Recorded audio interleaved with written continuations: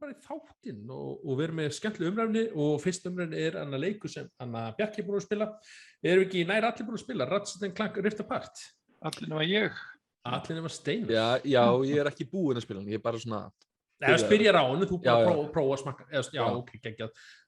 Já, við svona ætlum bara að fara svona helst í það sem við búin að gera. Ég er búin að klára hann, ég held að Sveinn sé búin að klára hann líka. Já, Platinum. Vel gert, sömuleiðis. Og hvernig er svona fyrstu hughrif Bjarki?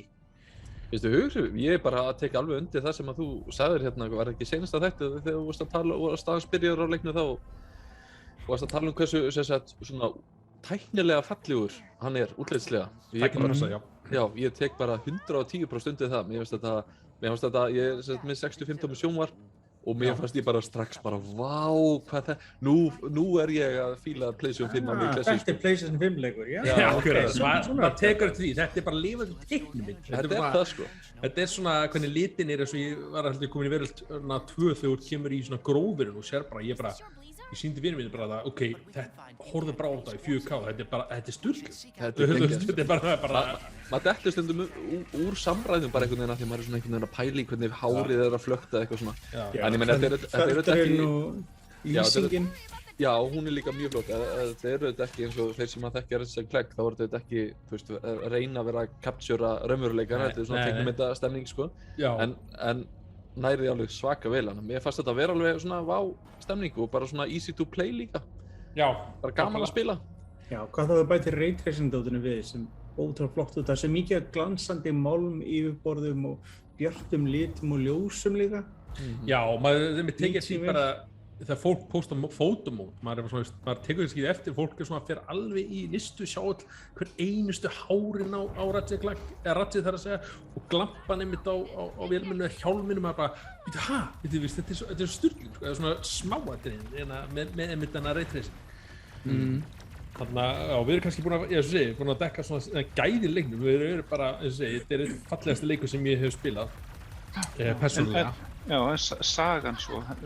Já, og söguþráin, þetta er svona basics, teiknumynd eitthvað, vondi kallinn. Þetta var típist Ratchet & Clank saga, getur við sagt mörgum leikir, það er helstu karakterinir, Kork og Nefarious og fleira, það kannski fer ekki eins mikið fyrir sumum. Nema kannski undirbúningur sögunni, það sem leikurinn heitir Rift Apart, ef þetta eru hvað víddir, ef ég er hérna íslenska eða eitthvað, þá er þetta víddir í rétt. Já, gáttir sem opnast og út af einhverju slissi og þá opnast fyrir heim, þar að segja Ratchet og þeir eru að leita fyrir öðru persónum og þá verður guðsli og þau festast í öðru bítum sem eru svona, þú veist, hvað segir maður, annarri tímalínu. Já, og rekast á aðra speilmyndir, getur við sagt, af sig sjálfum, getur við sagt, í formi nýra persóna sem er með leiknum, sem er mjög skemmtilega. Akkurat, og bara, þar kynnist við Rivet, sem er Anna Lombax, sem er svona stúlka sem er búið að vera að kynna í öllum Anna trailerum. Og rætti á Jennifer Hale. Ok, já, ég tjekka ekki að því. En já, og hún er bara svona, þetta er náttúrulega bara svipa, en samt er svona feskara lúk yfir henni einhvern veginn, þú veist, en það er svona sem ég tók eftir, já, spilun leiksins, þetta er náttúrulega bara svona skotleikur, persónu skotleikur, þetta er bara sama Ratchet & Clank yfir henni. Þetta er bara sama formúlan í Ulfla með betrumbætti tækni og grafík og allt svoleiðis. Spila maður sem Clank í þessu líka, eða? Já, það koma þrautir. Einhver litli kaflar. Allar guðslu ekki eins mikið og var í leiknum undan frá 2016. Mér fannst þeir kaflar grútleiðilegir. Já, vissulega. Aðeins svo mikið en fannst mér. En þeir gera þetta samt svo skemmtilegt. Þeir eru svona, eins og segir, þegar þú spila Clank þá ertu að gera aðannars konar þrautir í leiknum. Og mér finnst það alls ekki leiðilegar og svo komar hérna aðrar þrautir með einhverju vélmenni þú ert að hakka þá koma annars konar svo spilum já, þessi mínileikir eru skemmtilegir fannst mér en róta aðeins upp á spilunina og það, veist, já og eitt eitthvað stór hugsun bak þetta allir geta, veist, þetta er ekki svona neitt stjárfræðilegt að ræða ekki við það það eru eðlugstellingar sem gera verkum að mjög öðvöld fyrir hvern sem er að þú level up þær byssur sem þú notar, þú getur level 5 þar að segja og uppferðar sem sagt og þær verða betri fyrir vikið og mér finnst það einmitt svo skemmtilega, ég held ég level alla byssuna bara svona til að prófa nýju, prófa aðra byssur, sumar er náttúrulega betra en aðrar og bara til að hvetja maður til að við erum ekki alltaf með sömu byssuna, sumir er alltaf með sömu byssuna, ég reyna aðeins að brjóta upp á þetta þó maður kannski er að deyja eitthvað og svo býður hún alltaf upp á skemmtilega erfiðleikastillingar, það er að segja gott mót fyrir hérna Bjarka, hef ég heyrt. Bjarka og krakkana. Ég vantaði með eitthvað, ég keypti leikinn sem sagt og stal morgunsjónvarpinu með krökkunum sko. Ég sagði, hei, vil ég ekki spila hérna leik sko og náði að koma úr morgunsjónvarpinu yfir þetta og þá, ég var mjög ánægður að sjá svo stillinga, þá er sem sagt til svona easy mode sem er bara basically, hei, ég er ekkert að reyna að berjast mikið, bara svona aðalega að pæla í storyinu. Og svo er líka til svona God mode sem er bara basically, ég er að fylgja storyinu og bara, ég get ekki dáið. Það er bara ekki hægt að deyja. En mér þægild þess að krakkar verða ofta svona pirruð eða þau lendi í einhverju. Við erum meira vanir þessu einhvern veginn, en þau eru ekki. Nei, og það er þægild að hafa þetta svona til þess að þetta er svo leikuleikinir, þú veist, þú byrðir aldrei raunverulega, þú getur haldið áfram endalaust og... Já, akkurat, checkpoint bara strax á næsta leitin. Mjög þægilegt að hafa þennan valkost bæði á leikstillingarna. Já, svona fjölskyldustilling bara, þú veist. Já, nákvæmlega. Þetta er bara geggjulýsing. Spilum, grafík, tónlist, hljóðin alltaf bara til fyrirmyndar, það er bara, eins og segið, þetta er bara típisk í Ratchet & Clank, einhvern veginn svona... Held ég einhvern? Já, hvernig verður það? Hvernig verður það, já. Samileg nörd.